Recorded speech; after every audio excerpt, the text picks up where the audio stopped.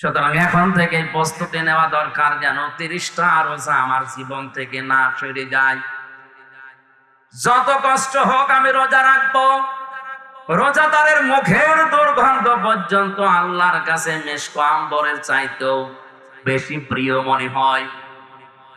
নবীজি বলেন যারা রোজা রাখে তাদের জন্য দুইটা খুশির সময় আছে। একটা হচ্ছে যখন সেই লোকটা ইফতারি করে। একটা রোজা রেখে ইফতারি করার ভেতরে একটা আনন্দ আলাদা, আর রোজা না রেখে ইফতারি অনেকে করে, এর ভেতরে একটা চোর চোর ভাব আছে। অনেকে মনে করে যে রোজা রাখি না, একটা ফরজ লঙ্ঘন, আবার ইফতারিও করবো না, ডবল গুনাহগার হবো, খাই।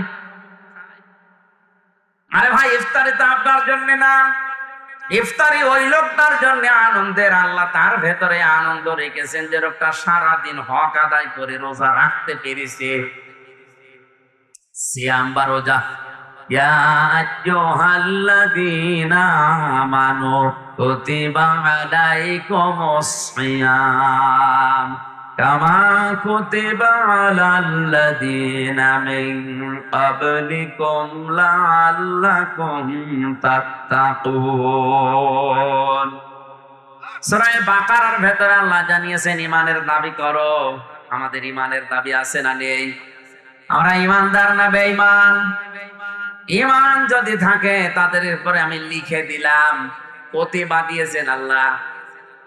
অন্যান্য ফরজ ইবাদতের ক্ষেত্রে যেমন ফারাজা দেওয়া, আল্লাহ এখানে প্রতিভা দিয়েছেন, লিখে সই স্বাক্ষর করে দলিল করে দিলাম।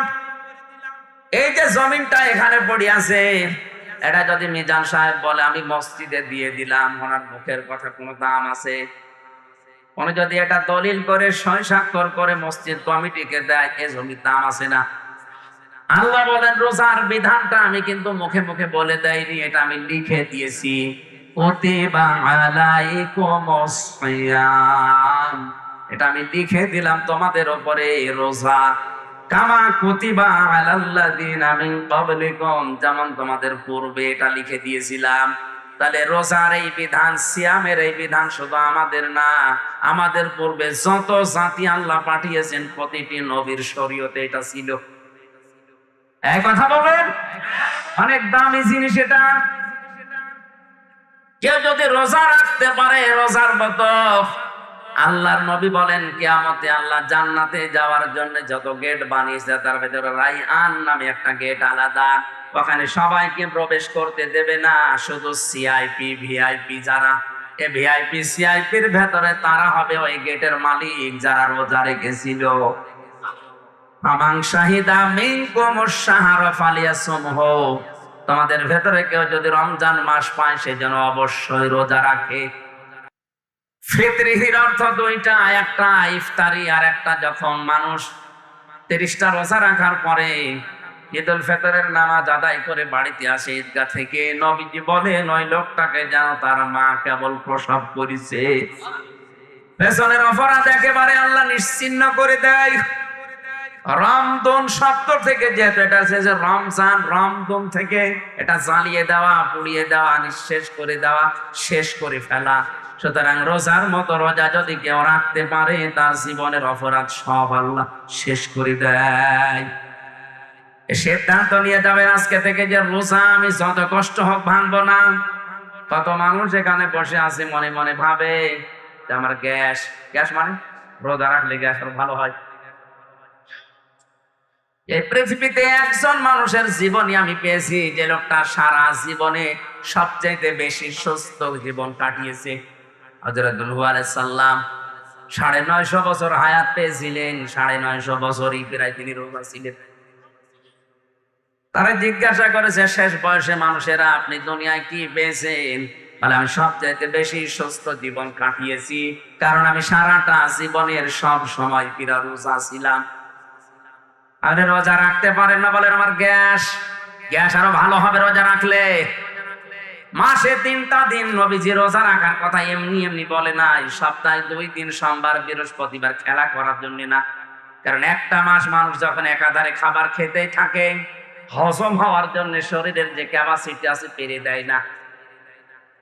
বিজ্ঞান আজ প্রমাণ করছে যে খাবারের নির্যাস গুলো দিয়ে এটা পিত্ত রস তৈরি হয় শরীরের ভেতরে। খাবার যেখানে থাকে ওখানে ফোঁটা ফোঁটা করে ওটা পড়ে। আল্লাহ পাক যে অপচয় করেন না, ইন্নাল মুবাদ্দিরিনা কানু ইখওয়ানা শায়াতিন, আয়াতের ব্যাখ্যায় বিজ্ঞান ভিত্তিক তাফসীর আমি পেয়েছি। মুফাসসির লিখেছেন আল্লাহ পাক যে অপচয় করেন না তার প্রমাণ এটা, যতক্ষণ পেটে খাবার থাকে ওই রসটা ফোঁটা ফোঁটা করে পড়তে থাকে। খাবার নেই, অটোমেটিক আল্লাহ ওইটা নিজের তরফ থেকেই বন্ধ করে দেয়। যেহেতু রসটা অনেক দামি, শরীরের নির্যাস থেকে, খাবারের নির্যাস গুলো থেকে ওটা তৈরি হয়, এত দামি জিনিস নষ্ট হবে পড়ে পড়ে, এই জন্য আল্লাহ অটোমেটিক বন্ধ করে দেয়। খাবার খেতে খেতে আপনি একেবারে টটি পর্যন্ত খেয়েছেন, এগুলো তো হজম হওয়া দরকার। এই জন্য নবীজির সুন্নাত হচ্ছে খাবারের আগে তিনটা, এক ভাগ খাবার, এক ভাগ পানি, আর এক ভাগ হজম করার জন্য খালি রাখা। নবীজি বলেন এরপরে যদি কিছু মিষ্টি জাতীয় খাবার খাও তাহলে হজম করার জন্য এটা সাহায্য করবে। আর আমরা একেবারে ঠোঁট পর্যন্ত খাই, খেতে খেতে আর জায়গা নেই, তারপরে হজম হবে কিসে? এই জন্য অধিকাংশ মানুষের ভুঁড়ি বড় হয় আর বুক ছোট হয়ে যায়। এ পৃথিবীর যত নবীর জীবনী পড়েছি, প্রতিটি নবীর বুক ছিল বড়, পেট ছিল ছোট। আর আমরা এমন উম্মত হয়ে দাঁড়িয়েছি আমাদের বুক নেই, শুধু পেট। এত বড় বড় ভুঁড়ি হয়, মহিলারা লজ্জা পায়, আল্লাহ ছেলে মেয়ে হয় আমাদের, আর ভুঁড়ি হয় ওর। আখের ভুঁড়ি কোলাকুলি করতে গেলে বুক পাওয়া যায় না। বেশি যারা খাবার খায় দেখবেন দুইটা জিনিস বড় হয় তাড়াতাড়ি, একটা মোষ আর একটা ভুঁড়ি। এত বড় বড় মোষ হয়ে যায়, সেনারে লুসমানের মতো পাকিয়ে রাখে, উকুন হয় ভেতরে, টের পায় না। কুষ্টিয়ার বড় বাজারে একবার এক চাষারে বললাম, চাষা আপনার মোষ গুলো তো কাঁচা ছিল, পাকলো কবে? বলছে ভাতিজা মোষ পাকা না, দুধ খেতে দিয়ে সর নিয়েছি। বড় মোষ, চিন্তা করে, যেটা রাখার দরকার ওটা রাখে না। নবীজির উম্মত দাবি করলে দাঁড়িয়ে আপনি লম্বা করবেন আর মোষ খাটো করবেন, এইটা আপনি রাখেন না, রেখে দিয়েছেন ওপরেরটা। আশা করছি যারা দাড়ি রাখেন একটু রাখেন, এক মুষ্টি পরিমাণে রাখেন, আপনার চেহারার সৌন্দর্য বৃদ্ধি হয়ে যাবে। যারা দাড়ি রাখে তাদের দুইটা ক্ষতি হয়। ডাক্তার জাকের নায়েকের যে 13 খণ্ড লেকচার আছে ওর ভেতরে আমি পেয়েছি, দুইটা ক্ষতি হবে দাড়ি কাটলে। যারা প্রতিদিন চাষে, এই ত্বক নষ্ট হয়ে যাবে। 2 নম্বরে যৌন শক্তি হারিয়ে যাবে। আপনি যুবক হওয়ার জন্য দাড়ি কেটে ইয়াং সাজেন, এদিকে ব্যাটারি যে লো হয়ে যাচ্ছে, আমি আর নিজে নামলাম। এরপরেও যদি কেউ না রাখে, তার বিবেকের উপরে দিলাম, যা রাখবেন। প্রত্যেকটি নবীর সুন্নাত ছিল দাড়ি রাখা। আমার কথা ছিল যেহেতু কোরআনের আমল রমজান, 2 নম্বরে রমজানের বিষয় আল্লাহ পাক বলেন, নবীজি বলেন, কিয়ামতে আল্লাহ যখন নিজে রোজাদারদের সাথে এসে সাক্ষাৎ করবেন, ওটা অন্য কেউ সাক্ষাৎ পাবে না, শুধু রোজা যারা রেখেছিল তারা আল্লাহর সাক্ষাৎ পাবে। বলেন সুবহানাল্লাহ। কোরআনের আমল যদি কেউ করে তার পুরস্কার কে দেয়? আমার হাকামা বিহি আদালা, যারা কোরআনের বিচার করে, তারা ন্যায় বিচার কায়েম করতে পারে। মুসলমানেরা বাংলাদেশে কোরআনের বিচার আছে? বলেন, কোরআনের বিচার থাকলে আমি 3 বছর যে ভেতরে কাটালাম কোন কারণে? সিএমএম কোর্ট, জজ কোর্ট, হাই কোর্ট মিলিয়ে মামলাটা কতবার। ওনারা বলে হাইকোর্টের বিচারপতি বলেন না, আমি জানি না। আপনার চেয়ারে বসে থাকা দরকার কি? হাইকোর্টের বিচারপতি যদি একথা বলতে পারে, তাও মামলাটা 20-30 বার যদি ওঠার পরে যে আমি জানি না, আমি বিচার পাবো কার কাছে? কোরআনের বিচার যদি থাকলে কথা বলতে পারতো। বলেন বলেন, হযরত ওমরের জামানায় যে প্রধান বিচারপতি ছিল তিনিও তো বিচার করেছিলেন। হযরত ওমরের ছেলের বিচার তার। এখানে কোরআনের বিচার থাকলে সেখানে ন্যায় বিচার পাওয়া যায়, কোরআনের বিচার না থাকলে সেখানে অবিচার শুরু হয়। তার প্রমাণ আমরা নিজেরাই। ওমান দাঈ, হাদিসটা ভালো করে খেয়াল করুন, ওমান দাঈ ইলাইহি হাদা, যে ব্যক্তি কোরআন দিয়ে মানুষকে ডাক দেয়, আল্লাহ নিজে তাকে হেদায়েতের উপরে রাখে। আপনি যদি হেদায়েতের উপরে থাকতে চান, শুধু জুব্বা গায়ে দিলে, পাগড়ি মাথায় দিলে, তসবিহ টিপলে হেদায়েতের উপরে থাকা যায় না। হেদায়েত একটা আলাদা জিনিস। এর উপরে থাকতে হলে আপনাকে জীবন মরণ নিয়ে হলে কোরআন দিয়ে ডাকা লাগবে। কি দিয়ে? দাঁড়া একালিপ টান আছে। অমান দাঁড়া ইলাইহি হাদা। যে ব্যক্তি কোরআন দিয়ে মানুষকে ডাকবে, আল্লাহ নিজে তাকে হেদায়েতের উপরে রাখবে। হাদিসের শেষ কথা আরো মূল্যবান, ফাকাদু হুদিয়া ইলা সিরাতিম মুস্তাকিম। কেউ যদি কোরআনের ডাকে সাড়া দিতে পারে, আল্লাহ নিজে তাকে সিরাতে মুস্তাকিম নসিব করে দেবে। প্রতিদিন নামাজের ভেতরে দাঁড়িয়ে যেটা আপনি চান, ইহদিনাস সিরাতাল মুস্তাকিম, এ আল্লাহ সহজ সরল স্থায়ী পথ আমাকে দান করো। আল্লাহ পাক বলেন, কোরআনের ডাকে সাড়া দাও, তোমাকে আমি সিরাতে মুস্তাকিম দিয়ে দেব। সুতরাং আজকে আমি ডাক দেব কোরআন দিয়ে, আপনি সাড়া দিতে পারলে আমিও হেদায়েতের উপরে থাকতে পারবো, আপনাকেও আল্লাহ জান্নাতের পথ দেখিয়ে দেবে ইনশাআল্লাহ। দরুদ আর সালাম নবীজির উপরে পড়ে তেলাওয়াতকৃত আয়াত, এটা সবার মুখস্থ আছে আমি জানি, কিন্তু এর ভেতরে যে কি আছে যদি জিজ্ঞাসা করা হয়, একজনও বলতে পারবে না। আমি কাবা শরীফ তাওয়াফ করার সময় 16 সালে আয়াতটা দেখলাম পড়ছে মানুষ, রুকনে ইয়ামিনী থেকে হাজরে আসওয়াদ, এই জায়গাটা লক্ষ লক্ষ মানুষেরা পড়ছে। চা নিয়ে আসতে 45 মিনিট লাগে। নারায়ণগঞ্জে মানুষ গরিব মনে হয়।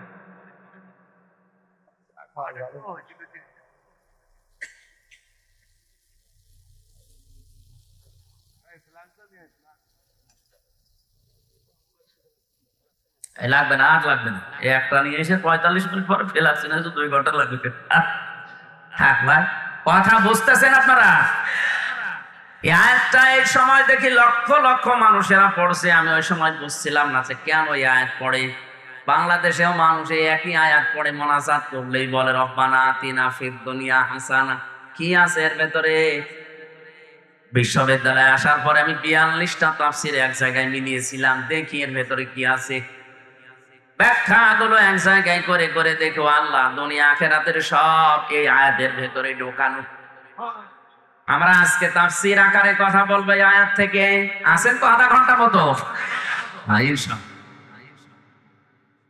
সারা রাত থাকা যাবে না, আমার আবার ফজরের নামাজ জামাল পড়া লাগবে। আমার ভাইরা এবার আসেন, আমরা দেখি এর ভেতরে কি আছে। আল্লাহ রাব্বুল আলামিনের কাছে শুধু সারা জীবন দোয়াই করে গেলাম, রব্বানা আতিনা ফিদ দুনিয়া হাসানা। হে আল্লাহ দুনিয়ায় হাসানা দাও। আল্লাহ যদি বলে হাসানা কি, কি বলবেন আপনি? নাকে বলবেন রব্বানা আতিনা ফিদ দুনিয়া হাসিনা। আল্লাহ পাক বলেন যা হাসিনা করে দিয়ে দিলাম। হাসিনা মানে সুন্দরী, আর হাসানা মানে কল্যাণ। হাসানা শব্দের 99টা অর্থ আছে। হাসানা মানে কল্যাণ, স্বস্তি, শান্তি, নিরাপত্তা, সুখ, এরকম কতগুলো অর্থ তাফসীরে আছে। আমি সবগুলো একটা একটা করে মিলাবো ইনশাআল্লাহ। কিন্তু দোয়া আপনাকে বোঝা লাগবে।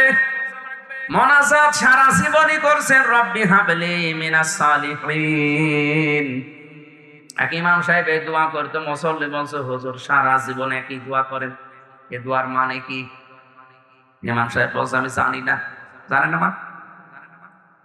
সারা জীবন দোয়া করে রব্বি হাবলি মিনাস সালিহিন, আর দোয়ার মানে জানেন না? আপনার দোয়া মানে বলা লাগবে, আমি জানি না। এক আলেমের কাছে গিয়ে বলে হুজুর বলেন তো, আমাদের ইমাম সাহেব এই দোয়া পড়ে, দোয়ার মানে কি? ইমাম সাহেব এই দোয়া পড়ে তো দোয়া না, শুধু কোরআনের আয়াত। এর অর্থ হচ্ছে আল্লাহ তুমি আমাকে একটা নেককার সন্তান দাও। ও মুসল্লি মনে করছে যে হুজুরের মনে ছেলে মেয়ে হয় না। যে বলছে হুজুর ছেলে মেয়ে কয়টা? 11টা। 11টা ছেলে মেয়ে, এরপরে দোয়া করার আপনার লজ্জা আছে কেন? আপনি তো দোয়ার মানে জানেন না। আমি আজকে জেনে আসলাম ও দোয়ার মানে আল্লাহ তুমি আমাকে একটা নেককার সন্তান দাও। আপনার তুমি 11টা ছেলে মেয়ে আছে, এরপরও একই দোয়া পড়েন, আপনি কি দেশ ভরে ফেলাবেন? ইমাম সাহেব বলছে বাবাজি এ দোয়ার মানে এই, আমি যদি আগে জানতাম তো 10 বছর আগে দোয়া বাদ দিতাম।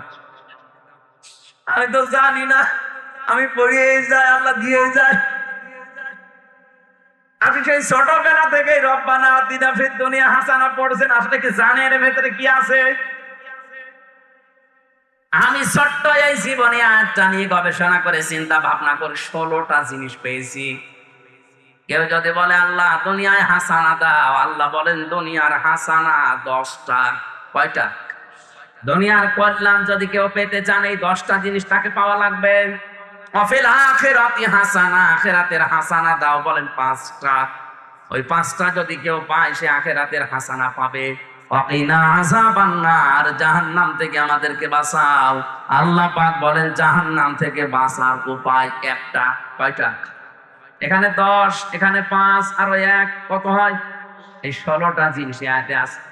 আসেন আমরা তাফসীর আকারে প্রবেশ করি। জবান খুলে কোরআনের এই আয়াত একবার পড়েন। আউযু বিল্লাহি মিনাশ শাইতানির রাজীম। বিসমিল্লাহির রহমানির রহিম।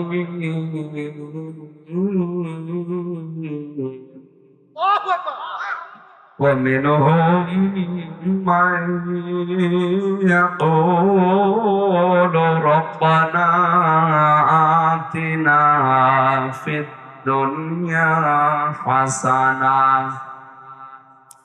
وفي الآخرة حسنة وقنا عذاب النار।